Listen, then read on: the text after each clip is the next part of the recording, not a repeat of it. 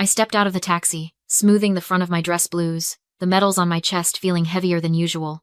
The quiet anticipation of finally being home after 6 months in a high-security zone was the only thing keeping me standing. But then I looked up. Planted right in the middle of my perfectly mowed lawn was a sign in bold red letters. Sold. Behind it, 2 men in coveralls were hauling my life out the front door. My books, my framed commendations, my clothes, and tossing them into a dumpster like they were trash. Standing on the porch, watching it happen with beers in their hands, were my father, Richard, and my brother, Caleb. Richard didn't smile. He didn't wave. He just pointed a lazy finger at the dumpster and said, "You don't live here anymore." We cashed out. Before I tell you what I found in that dumpster, and the secret document that was about to destroy their entire celebration, drop a comment and let me know where you're watching from. I want to see how far this story travels. I didn't run. I didn't scream. I adjusted the strap of my bag and started walking up the driveway, my boots crunching on the gravel with a rhythm I'd perfected over a decade of service. My name is Jordan, and I'm 29 years old. In my line of work, high-level logistics and intelligence for special operations, you learn very quickly that the loudest person in the room is usually the most vulnerable. Panic is a luxury I couldn't afford overseas, and I certainly wasn't going to spend it on these two. As I closed the distance, I saw Richard's eyes flicker. He expected a tantrum. He expected the hysterical daughter he could gaslight into submission. Instead, he got a ghost. I stopped at the bottom of the steps, looking up at them. The power dynamic was physically designed to make me feel small, but I'd never felt taller. "Caleb got into some trouble," Richard said, taking a swig of his beer as if discussing a fender bender. "He owes the wrong people a lot of money. $120,000, to be exact. We had to act fast." "We?" I asked, my voice flat. I don't remember being part of the we that decided to liquidate my assets. Family sacrifices for family, Jordan. He snapped, the old manipulation rolling off his tongue like scripture. "You're single. You live in barracks half the time anyway. You don't need a house. Your brother needed a lifeline." I looked at the house behind him. I remembered the day I bought it. I was 22, fresh off my first combat tour, clutching a check made up of hazard pay and sleepless nights. That house wasn't just wood and drywall. It was the only place in the world where I didn't have to watch my back. I had renovated it with my own hands, sanding the floors until my fingers bled, painting the walls a soft gray that finally quieted the noise in my head. I remembered Richard standing in this exact spot back then, telling me I was selfish for buying property when Caleb was struggling to make rent. They tried to make me feel guilty for having stability then. Now, they were punishing me for it. But they made a critical error in their assessment. They thought they had stripped me of my armor. They didn't realize that the house was just a building. The fortress was inside me, and they couldn't touch that. "You used the power of attorney," I stated. "It wasn't a question. You signed it," Caleb chimed in, a smirk playing on his lips. He raised his wrist to check the time, and the sunlight caught the heavy gold face of a brand new Rolex. It was flashy, expensive, and bought with a deposit on my sanctuary. "It was legal, sis. Dad saved my life. You should be happy you could help." He didn't look saved. He looked well-fed and arrogant. A parasite who had finally consumed enough of the host to feel powerful. "I signed a power of attorney for medical decisions," I said, my eyes locking onto the watch. "In case I came back in a box. Not so you could loot my life while I was still breathing." "It's done," Richard said, dismissing me with a wave of his hand. "The buyer is signing the final transfer in 10 minutes. The money for the loan sharks is already wired. You can stay at the motel by the highway until you redeploy. It's not a big deal." That was the moment the last thread of attachment snapped. It wasn't just theft. It was erasure. To them, I wasn't a person with a life, a future, or rights.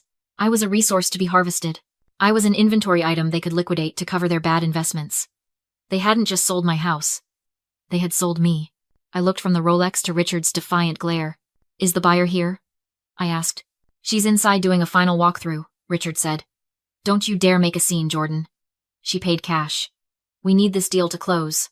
I smiled. It was a cold, sharp expression that I usually reserved for enemy combatants. "I wouldn't dream of making a scene," I said, stepping onto the porch. "I just want to meet the new owner." The door opened before I could knock, and a woman in a beige pantsuit stepped out. This was Sarah. One look told me everything I needed to know. She wasn't a family looking for a starter home. She was an investor, sharp eyes, expensive manicure, the kind of person who scans a room looking for profit margins instead of warmth. She held the deed in her hand like a weapon. "You must be the daughter," she said, her tone dismissive. She didn't offer a handshake. "Your father told me you might stop by. Look, honey, it's done. The papers are signed." The money is transferred. I need you off my property before I call the cops. I glanced past her. Richard was standing by the kitchen island, holding a bank receipt with trembling hands. His face was flushed with the kind of high that comes from dodging a bullet. He looked up, saw me through the open door, and grinned a wide, triumphant expression that made my stomach turn. "It's over, Jordan," he called out, waving the receipt. 120,000, wired straight to the loan sharks. Caleb is clear. The rest is already in a secure account. You can't touch it. He wasn't sorry. He wasn't conflicted. He was proud. He thought he had pulled off the heist of the century against his own child. I looked back at Sarah. "You wired the full amount?" $650,000, she said, checking her watch. "Cash. It cleared 10 minutes ago. Now, seriously, get off my porch." I didn't move. I let the silence stretch, watching Richard's celebration and Sarah's impatience. This was the moment. The trap was set, the bait was taken, and the cage door had just slammed shut. "You really should have waited for the title search," I said softly. Sarah scoffed. "I buy distressed properties for cash all the time. I skip the red tape to beat the market. I know what I'm doing." "Do you?" I reached into the inside pocket of my jacket. The document I pulled out wasn't a weapon, but it was about to do more damage than any rifle I'd ever carried, because if you had run a title search, you would have seen that Richard doesn't own this house. He has power of attorney. Sarah snapped, though her eyes flicked nervously to the paper in my hand. I saw the document myself.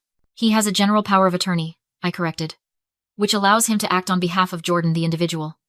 But Jordan the individual doesn't own this property anymore." I unfolded the document and held it up. It was a certified copy of a deed transfer, stamped and dated 48 hours before I deployed. "I transferred the title to the Jordan Revocable Living Trust 6 months ago," I said, my voice cutting through the air like glass. "My father isn't a trustee. He has no authority over the trust's assets. He can't sell what he doesn't own." I looked past her to Richard, who had frozen mid-celebration. The receipt in his hand suddenly looked less like a trophy, and more like an indictment. "That signature on your sale contract?" I pointed to the papers in Sarah's hand. "That's not a sale. That's forgery. And since you wired the money across state lines based on fraudulent documents, that's federal wire fraud." Sarah snatched the paper from my hand. Her eyes scanned the legal text, the dates, the trust seal. The color drained from her face so fast she looked like she might faint. The deed she was holding, the one she'd just paid over $500,000 for, was worthless. "You," she whispered, looking up at Richard. "You said you had full authority." "I do," Richard shouted, rushing to the door, panic cracking his voice. "I have the POA. It's right here. Read the fine print, Dad," I said coldly. "It covers medical decisions and personal accounts. It does not cover assets held in a trust. You just sold a house you don't own to a woman who just lost $650,000.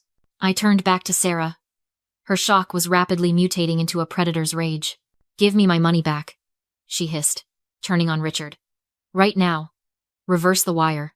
Richard stumbled back, hitting the counter. I can't." "What do you mean you can't?" Sarah stepped into the house, her expensive heels clicking like gunshots on the hardwood floor. "Transfer it back. Now." "I already sent the money for Caleb," Richard screamed, the truth tearing out of him. "It's gone. The loan sharks took it. I can't get it back." The silence that followed was absolute. Sarah stared at him. Caleb stared at the floor. And I just watched, feeling the cold, dark satisfaction of a mission accomplished. They had wanted quick cash. They had wanted to bypass me. Instead, they had walked straight into a minefield I'd laid months ago. And now, there was nowhere left to run.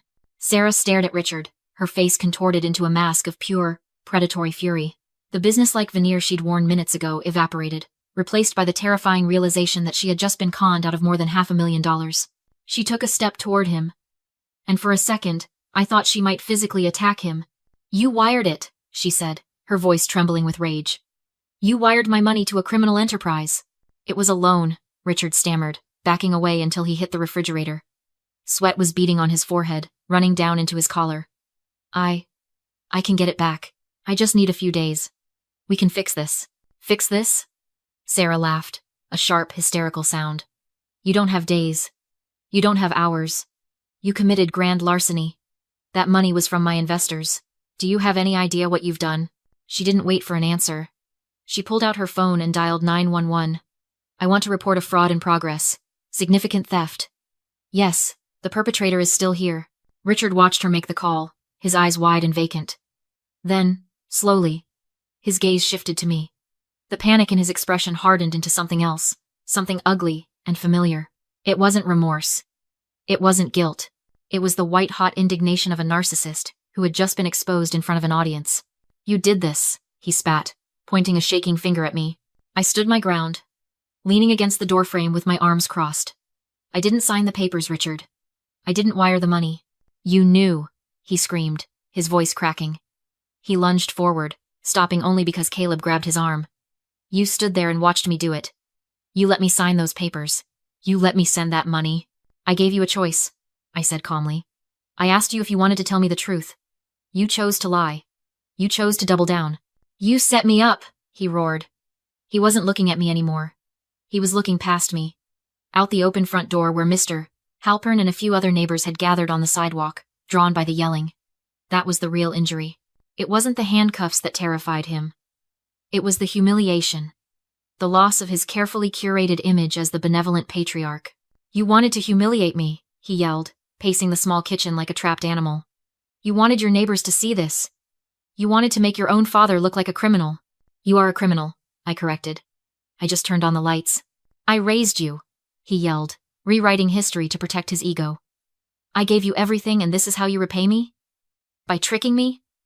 By ruining your brother over a house you don't even use? I finally understood. Even facing prison, he couldn't imagine himself as the villain. My independence felt like betrayal. My survival felt like an attack. I didn't trick you, I said calmly. I protected myself. If my safety feels like a trap to you, that says everything. Sirens wailed outside. Red and blue lights flooded the room. Sarah gave the dispatcher his name. Caleb sat on the floor, muttering. The rage drained from my father as he saw the police. Maria, he pleaded, switching tactics. You can stop this. Tell them it was a misunderstanding. I'm your father. You stopped being my father when you treated me like a bank account. The officers moved in and cuffed him without resistance. Neighbors watched as the man who ruled this house was led away. I thought it was over until Caleb blocked my path. You think you won, he said, holding up his phone. On the screen was a drafted email to my division's inspector general, accusing me of selling stolen military equipment, fake invoices, a forged bank transfer. One accusation like this, he whispered, and your clearance is gone. Drop the charges. Sign the house over. Or I hit send. I didn't beg. I laughed. Go ahead, I said. Send it. He froze. My finances are audited every month, I continued. Your fake documents don't match federal records. If you send that, you're not exposing me, you're confessing. His phone dropped. Panic replaced arrogance. I raised my hand to the officers. He's attempting extortion with falsified military documents. I want to press charges. They cuffed him too. He screamed that it was a joke. Intent was enough. As the cruisers drove away, the weight finally lifted. I wasn't anyone's shield anymore. I pulled the sold sign from the lawn and threw it into the trash. Inside, the house was empty and quiet. For the first time in years, no one needed saving. I changed the security codes. One clean beep confirmed it. I wasn't happy yet, but I was safe. And that was enough. If you've ever had to become the villain in someone else's story just to survive, share this.